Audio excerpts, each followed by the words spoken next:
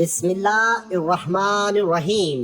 نبی کریم صلی اللہ علیہ وآلہ وسلم نے فرمایا، زانی عورت میں یہ نشانیاں ضرور ہوں گی۔ زانی عورت کی پہچان۔ رسول اللہ صلی اللہ علیہ وآلہ وسلم نے فرمایا، یہ دنیا انسان کو بہت بھاتی ہے۔ اللہ تعالیٰ تمہیں دیکھ رہا ہے کہ تم کیسی زندگی گزارتے ہو۔ عورتوں کے فتنے سے بچ جانا اور دنیا میں دھت نہ ہو جانا۔ آپ صلی اللہ علیہ وآلہ وسلم نے فرمایا، جو عورت خوشبو لگاتی ہے، کسی قوم کے پاس سے گزرتی ہے اور قوم کو اس کی خوشبو پہنچ جاتی ہے تو یہ بدکار عورت کی نشانی ہے۔ زانی عورت کی پہلی نشانی یہ ہے کہ وہ اکثر تنہا ہنستی ہے۔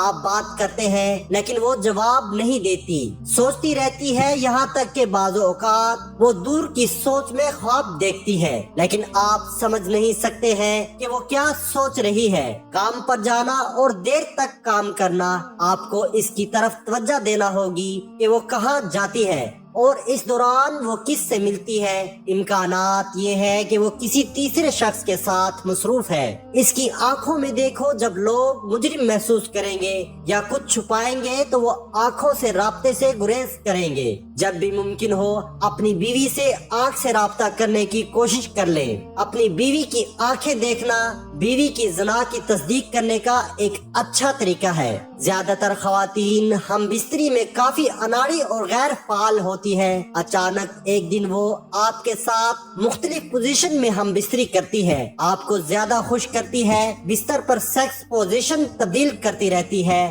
یہ بھی ایک نشانی ہے کہ وہ کسی تیسرے فرد کے ساتھ اپنی خواہشات کو پورا کرنے کے لیے آپ کو استعمال کرتی ہے۔ زانی عورت اپنے شوہر سے بات پر دنگا فساد کرتی رہے گی۔ رات کے وقت بستر پر شوہر سے منہ پھیر کر سوئے گی۔ جس وقت تک شوہر گھر میں رہے اس عورت کے ماتھے پر بل پڑے رہتے ہیں۔ جیسے ہی خاوند گھر سے باہر جائے اس کا چہرہ کھل اٹھتا ہے۔ غیر مردوں کے سامنے مسکراتی اور ہنسی مذاق کرتی ہے۔ شوہر کی غیر موجودگی میں خوب بناؤ سنگھار کرتی ہے۔ گھر کے دروازے اور کھڑکی پر کھڑے رہنا، باہر کے لوگوں خاص طور پر مردوں کو دیکھ کر خوش ہونا اور ان کی تعریفیں کرنا اور ان کے نام یاد رکھنا۔ شوہر کے بوسہ دینے پر گالوں کو جلدی صاف کر لینا۔ سیکس میں زیادہ پرکشش عورت زانی علامت ہے۔ عورت اللہ کی تخلیق کردہ ایک خوبصورت ہستی ہے۔ عورت کے دم سے دنیا میں خوبصورتی کا ایک جہان آباد ہے۔ عورت ایک سمندر کی طرح ہے۔ عورت کو سمجھنا آسان بالکل بھی نہیں ہے۔ عورت ماں کے روپ میں دنیا کا مخلص ترین اور خوبصورت ترین رشتہ ہے، اور وہیں پر عورت بیوی کے روپوں میں مرد کے لیے راحت کا باعث ہے، جبکہ عورت کے ایسے روپ بھی ہیں جن کی وجہ سے کئی گھر برباد ہو جاتے ہیں اور بدبختی اور بے برکتی ایسے گھروں کا مقدر بن جاتی ہے، جبکہ ایسی عورتیں سخت ترین عذاب کی مستحق ہے اور ان میں سے کوئی بھی جنت میں داخل نہ ہوگی۔ آپ کو بد کردار عورت کی پہچان بتائیں گے۔ حالانکہ نبی کریم صلی اللہ علیہ وآلہ وسلم نے فرمایا کہ بدترین عورتیں وہ ہیں جو زینت کا اظہار کرنے والی ہیں، تکبر سے چلتی ہیں، ایسی عورتیں منافق ہیں، ان میں سے کوئی بھی جنت میں داخل نہ ہوگی۔ پھر خاص وہ عورتیں ہیں جو مردوں کو مائل کرے، اپنے لباس اور اپنی چال سے ان کو اپنی طرف مائل کریں۔ ترجمہ: اور جو کوئی بدکاری کرے تمہاری عورتوں میں سے تو گواہ لاؤ ان پر 4 مرد اپنوں میں سے، پھر اگر وہ گواہی دیں تو بند رکھو ان عورتوں کو گھروں میں یہاں تک کہ اٹھا لے یا ان کو موت یا مقرر کر دے۔ اللہ ان کے لیے کوئی راہ، اور جو 2 مرد کرے تم میں سے وہی بدکاری تو ان کو ایذا دو، پھر اگر وہ توبہ کرے اور اپنی اصلاح کر لے تو ان کا خیال چھوڑ دو، بے شک اللہ تعالیٰ قبول کرنے والا مہربان ہے۔ انسانی فطرت ہے کہ ہر شخص اپنے ہم خیال اور اپنی جیسی طبیعت کے لوگوں کے ساتھ بیٹھنے کو ترجیح دیتا ہے اور اپنے ہم خیال اور ہم جنس کے ساتھ رہنے میں خوشی محسوس کرتا ہے۔ اسی فطری جذبے کو قرآن مجید نے بھی بیان کیا ہے، جس میں بتایا گیا ہے کہ زانی مرد سے زناکاری پر رضامند وہی عورت ہوتی ہے جو زانیہ یا مشرکہ ہو، کہ زنا کو عیب نہ سمجھتی ہو۔ ایسی عورت کے ساتھ رہنے کو قبول وہی مرد کرتے ہیں جو اسی جیسا بدکار یا مشرک ہو، کہ زنا کی حرمت کو قائل نہ ہو۔ زناکاری کرنا یا زانیہ سے نکاح کرنا، اسی طرح اپنی پاک دامن عورتوں کو زانی مردوں کے نکاح میں دینا مومنوں پر حرام ہے۔ چنانچہ قرآن مجید میں اللہ تعالیٰ کا ارشاد ہے، بدکار مرد سوائے بدکار عورت یا مشرک عورت کے کسی پاکیزہ عورت سے نکاح کرنا پسند نہیں کرتا، اور بدکار عورت سے بھی سوائے بدکار مرد یا مشرک کے کوئی صالح شخص نکاح کرنا پسند نہیں کرتا، اور یہ فعل زنا مسلمانوں پر حرام کر دیا گیا ہے۔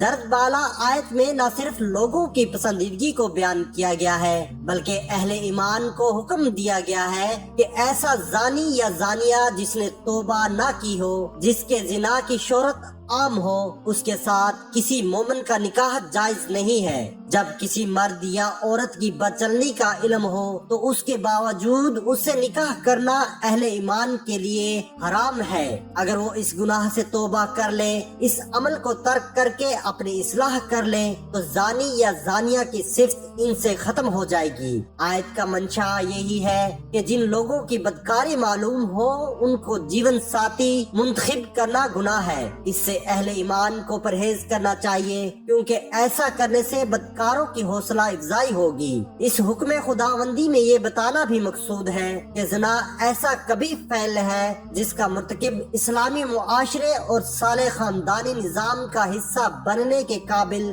نہیں رہتا۔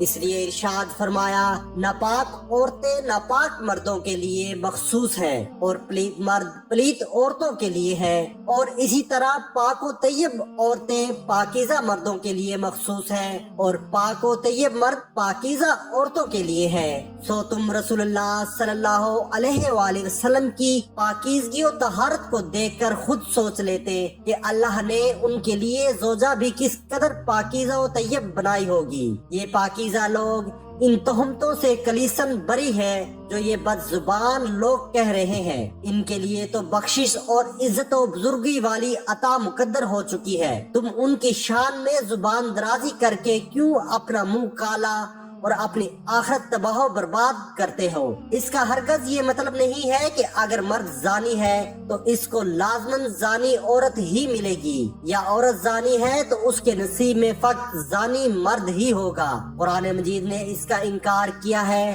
اللہ سبحانہ و تعالی نے قرآن مجید میں ایسے انبیاء علیہ السلام کا تذکرہ فرمایا ہے کہ جن کی بیویاں کافرہ تھیں۔ فرعون جیسے بدترین کافر کی بیوی حضرت عائشہ رضی اللہ عنہا ہے، جنہیں اللہ تعالیٰ نے صالح خاتون قرار دیا ہے، اور ان کی سیرت کا تذکرہ بھی قرآن مجید میں ملتا ہے۔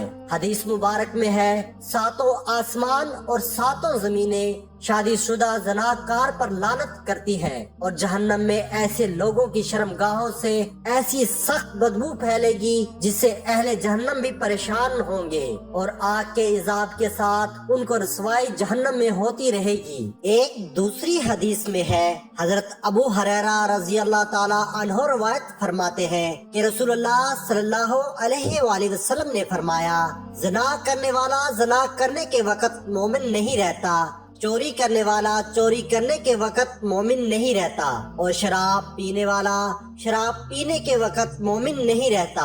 اللہ تعالیٰ کا ارشاد ہے، اور چاہیے کہ ان دونوں کو سزا کے موقع پر مسلمانوں کی ایک اچھی خاصی جماعت موجود ہو۔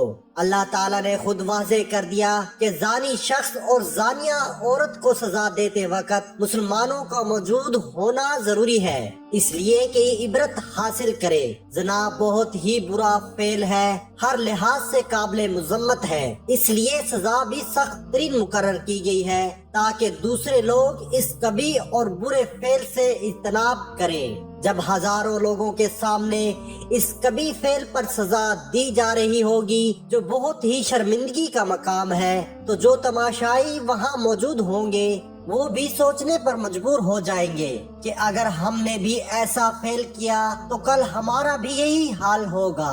اصل میں اسلام کا مقصود کسی کو اتنی سخت سزا دینا نہیں، بلکہ ایک پرامن صاف ستھرا معاشرے کی تشکیل کے لیے یہ سب کچھ مقرر کیا گیا ہے، ورنہ زنا کے ثبوت کے لیے آسان شرائط مقرر کرتے تو ہر روز کسی نہ کسی کو سزا ملتی، لیکن اس کے برعکس اسلام نے اتنی سخت شرائط مقرر کیے ہیں کہ شاذ و نادر ہی پورے کیے جائیں گے۔ یہ سزائیں صرف عبرت کے لیے ہیں۔ اللہ پاک ہمیں دین کو سمجھنے اور اس پر عمل کرنے کی توفیق عطا فرمائے، آمین۔ ناظرین، کامنٹ باکس میں اللہ کے 99 ناموں میں سے ایک نام ضرور ٹائپ کریں۔